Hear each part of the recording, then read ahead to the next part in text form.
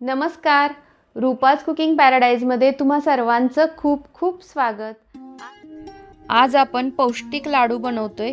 हे लाडू जिममध्ये जाणारी लोक, बलोपासना करणारी लोक, तसंच स्पोर्ट्समन, नंतर वजन वाढवायचं असेल तर, किंवा बाळंतिणीसाठी, तसंच रजोनिवृत्ती झालेल्या किंवा मेनोपॉज झालेल्या ज्या स्त्रिया असतात त्यांच्यासाठी ही अगदी फायद्याचे असे आहेत.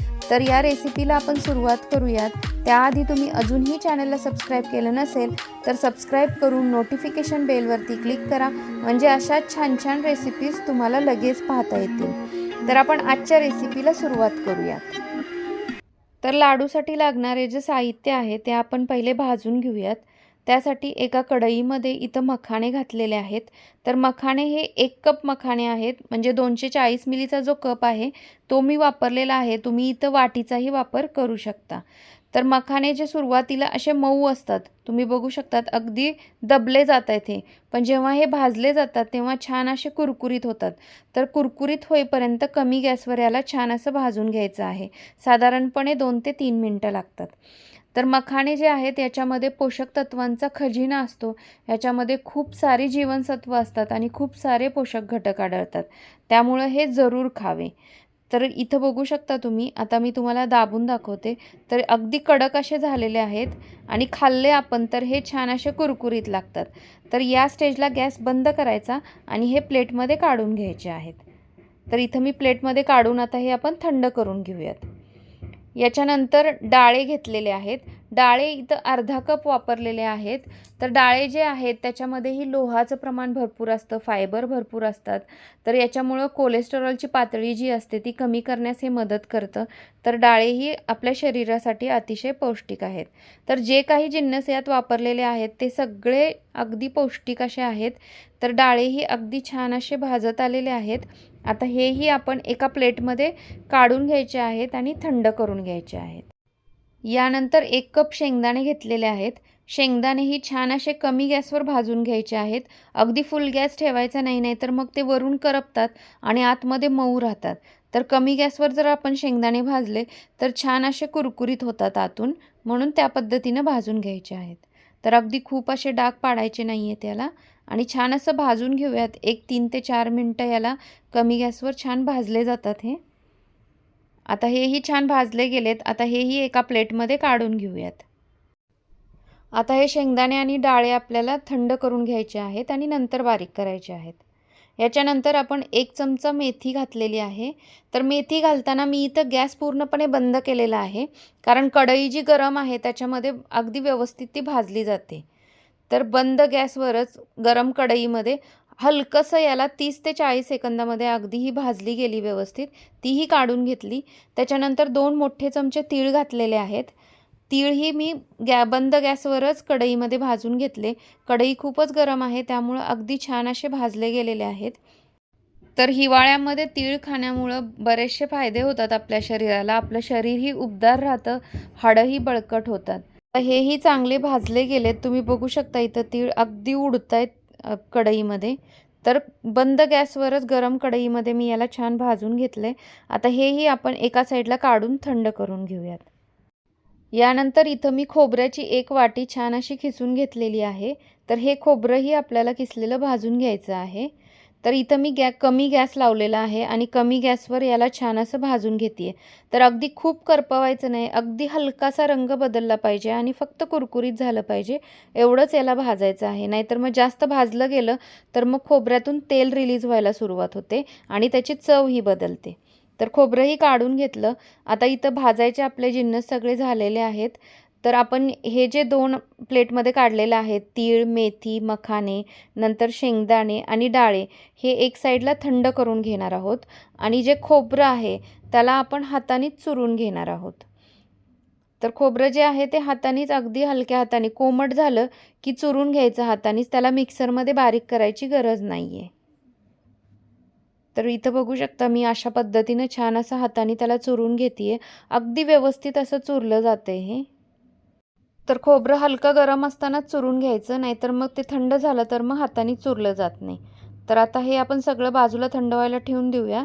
आता एका कढईमध्ये 3 ते 4 चमचे मी इथं तूप घातलेलं आहे. तर साजूक तूप घालून घ्यायचं आणि तूप हलकंसं गरम झालं की याच्यामध्ये आपण घालणार आहोत 1 वाटी किंवा 240 मिलीचा जो कप आहे तो, त्या कपाने मी इथं गव्हाचं पीठ मेजर करून घेतलेलं आहे. तर हे 1 कप गव्हाचं पीठ मी या तुपामध्ये अगदी छान असं भाजून घेणार आहे.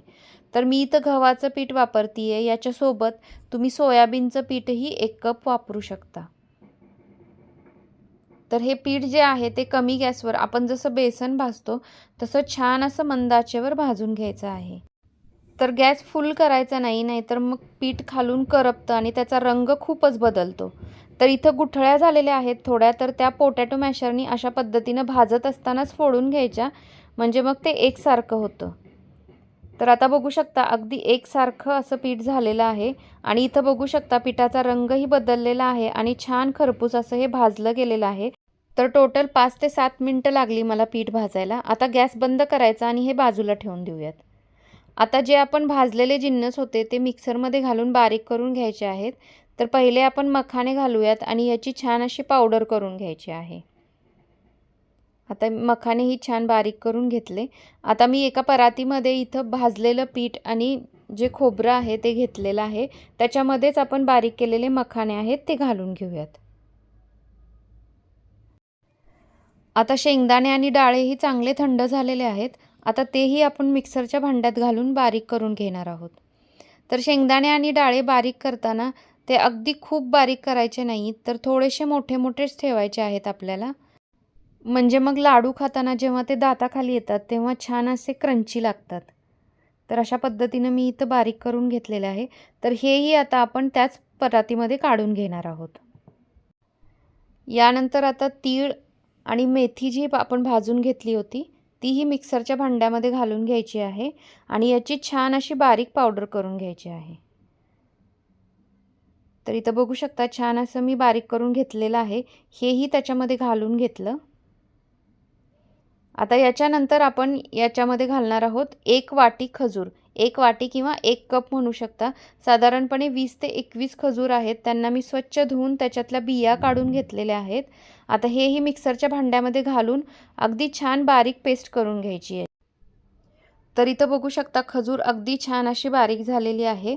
आता ही आपण त्याच मिश्रणामध्ये घालून घेणार आहोत. तर खजूर घातल्यानंतर हे सगळं मिश्रण आहे ते हातानं सगळं एकसारखं मिक्स करून घ्यायचं आहे. यानंतर यामध्ये अर्धा चमचा जायफळ पूड घालून घ्यायची आहे आणि तीही अगदी छान मिक्स करून घ्यायची. तर जायफळ पूड वापरलेली आहे मी इथं, वेलची वगैरे काही वापरलेलं नाही आहे. तुम्हाला आवडलं असेल तर तुम्ही याच्यामध्ये वेलचीही घालू शकता. तर जायफळमुळं लाडू व्यवस्थित पचले जातात खाल्ल्यानंतर, म्हणून जायफळ शक्यतो स्किप करू नका, नक्की वापरा याच्यामध्ये. आता हे सगळं व्यवस्थित मिक्स झालं की याच्यामध्ये मी अर्धी वाटी किंवा अर्धा कप गूळ घेतलेला आहे. अगदी पातळ असा चिरून घेतला आहे मी, तो घालून घेणार आहे. तर गूळ जर तुम्हाला वापरायचं नसेल तर तुम्ही स्किप करू शकता. याच्याऐवजी खजुराची क्वांटिटी थोडीशी वाढवू शकता. तर तुम्हाला जसं हवं तसं तुम्ही त्या पद्धतीनं ह्याच्यातले जे जिन्नस आहेत ते कमी जास्त करू शकता सगळे. तर गूळ अगदी व्यवस्थित घालून घेतला मी आणि छान असा मिक्स करून घ्यायचा आहे. तर गुळामध्येही खूप सारे पोषक घटक असतात आणि याच्यामुळे आपला हार्मोन्सचा बॅलन्सही अगदी व्यवस्थित राखला जातो, म्हणून मी इथं गूळ थोडासा वापरलेला आहे. तर गूळही चांगला मिक्स करून घ्यायचा आहे. पण हाताने गूळ जर व्यवस्थित मिक्स होत नसेल तर मग काय करायचं, फूड प्रोसेसर घ्यायचा आणि त्याच्यामध्ये हलकंसं हे मिश्रण फिरवून घ्यायचं, म्हणजे सगळं एकसारखं होतं. फूड प्रोसेसर नसेल तर मग तुम्ही इथं मिक्सरच्या भांड्यात घालूनही थोडं थोडं मिश्रण मिक्स करून घेऊ शकता. तर पल्स मोडवर फक्त मिक्स करायचं, बारीक करायचं नाही, कारण ह्याच्यातले जे शेंगदाणे आणि डाळ्याचे जे कण आहेत ते तसेच राहिले पाहिजेत. आता आपण लाडू वळून बघूयात वळला जातोय का.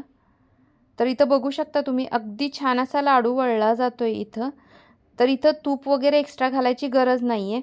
पण जरी तुम्हाला वाटत असेल की मिश्रण खूपच कोरडं झालं आहे आणि लाडू वळला जात नाही, अशा वेळी 1-2 चमचे तूप तुम्ही इथं वरून आणखी घालू शकता. तर अगदी छान असं बाइंडिंग होतं याला. तर लाडू वळताना सुद्धा आपण याच्यामध्ये जे शेंगदाणे वापरलेले आहेत किंवा तीळ वापरलेले आहेत, खोबरं वापरलं आहे, याला आपल्या हाताच्या उष्णतेमुळं तेल सुटतं आणि त्यामुळं छान असं बाइंडिंग होतं. तर सुरुवातीला बाइंड करून बघायचं. अगदी होतच नसेल तर मग तूप एक्स्ट्रा घाला, नाहीतर मग घालायची गरजही नाही. तर तुम्ही इथं बघू शकता अगदी छान आणि गोल असे व्यवस्थित लाडू वळले जात आहेत. तर छोट्या आकाराचेच लाडू वळून घ्यायचे आहेत, अगदी खूप मोठे लाडू वळायचे नाहीत हे. तर एक छोटा लाडू खाल्ला तरी पुरेसा होतो इथं. तर लहान मुलांनाही तुम्ही टिफिनला मधल्या वेळेत खायला हा लाडू देऊ शकता. तर इथं 4-5 लाडू मी वळून घेतलेत. आता याच पद्धतीनं मी उरलेलेही सगळे लाडू वळून घेतले. तर टोटल इथं या मिश्रणामध्ये जे प्रमाण मी वापरले त्याच्यामध्ये 32 लाडू तयार झालेले आहेत लहान आकाराचे. तर हे लाडू अतिशय पौष्टिक असतात. तुम्ही लहान मोठे सर्वांसाठी पौष्टिक आहेत आणि महिलांनी तर आवर्जून खावे हे लाडू. तर इथं आपले पौष्टिक लाडू तयार झालेले आहेत. वरून तुम्ही बघू शकता अगदी छान असे दिसत आहेत. अगदी एकसारखे वळले गेलेले आहेत हे लाडू आणि आतूनही एकदम खाताना क्रिस्पी लागतात. एक लाडू मोडूनही बघूयात. आतून बघू शकता अगदी भुसभुशीत झालेले नाही आहेत. अगदी त्याचा चुरा असा खाली पडत नाही आहे. अगदी व्यवस्थित मोडला जातो आहे. तर जे जिन्नस वापरले ते अगदी व्यवस्थित एकजीव झालेले आहेत. तर छान असे लाडू इथं तयार झालेले आहेत. व्हिडिओ आवडला असेल तर लाईक करायला विसरू नका आणि कमेंट करून नक्की कळवा. रेसिपी जरूर ट्राय करा. तुमच्या मित्रमैत्रिणींसोबत शेअर करा आणि तुम्ही अजूनही चॅनलला सबस्क्राईब केलं नसेल तर सबस्क्राईब करून नोटिफिकेशन बेलवरती क्लिक करा, म्हणजे तुम्हाला अशा छान छान रेसिपीज लगेच पाहता येतील. तर भेटूयात पुढच्या व्हिडिओमध्ये अशाच एखाद्या छानशा रेसिपीसोबत. तोपर्यंत बाय.